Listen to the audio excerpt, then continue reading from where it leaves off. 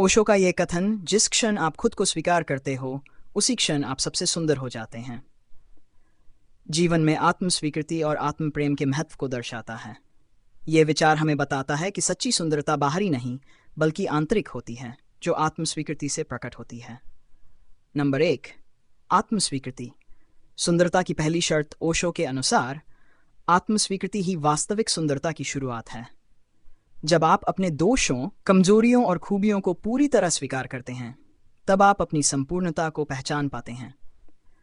यह स्वीकृति आपको आंतरिक शांति और आत्मविश्वास प्रदान करती है, जो आपकी सुंदरता को निखारती है। नंबर 2, बाहरी दिखावे का मोह छोड़ना। ओशो कहते हैं कि आज की दुनिया में सुंदरता को बाहरी दिखावे से मापा जाता है, लेकिन असली सुंदरता आपकी आत्मा और विचारों से छलकती है। जब आप अपनी स्वाभाविकता को स्वीकारते हैं तो बाहरी दिखावे का मोह खत्म हो जाता है और आप अपनी मौलिकता में सुंदर लगने लगते हैं। नंबर 3, आत्म प्रेम का महत्व। आत्म स्वीकृति आत्म प्रेम का पहला कदम है।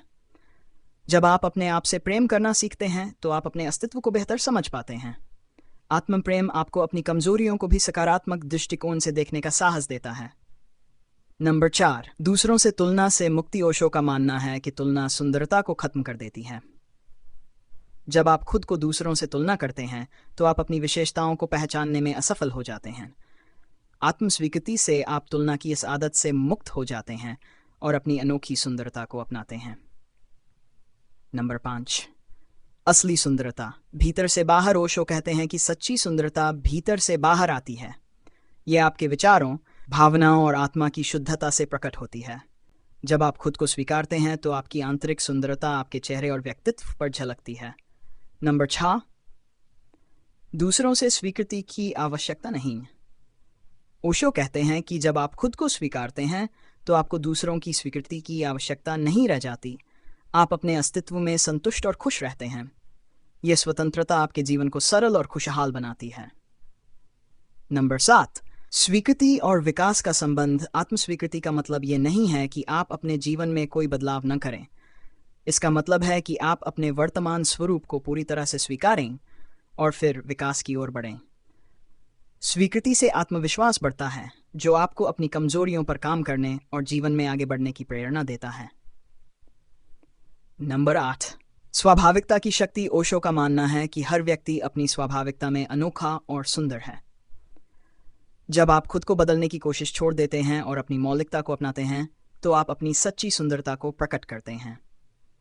स्वाभाविकता ही आपकी पहचान और सुंदरता का आधार है। नंबर 9, आत्म स्वीकृति।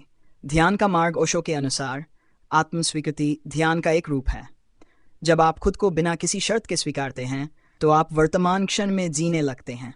यह ध्यान आपको अपने भीतर की शांति और आनंद का अनुभव कराता है, जो आपकी सुंदरता को और निखारता है।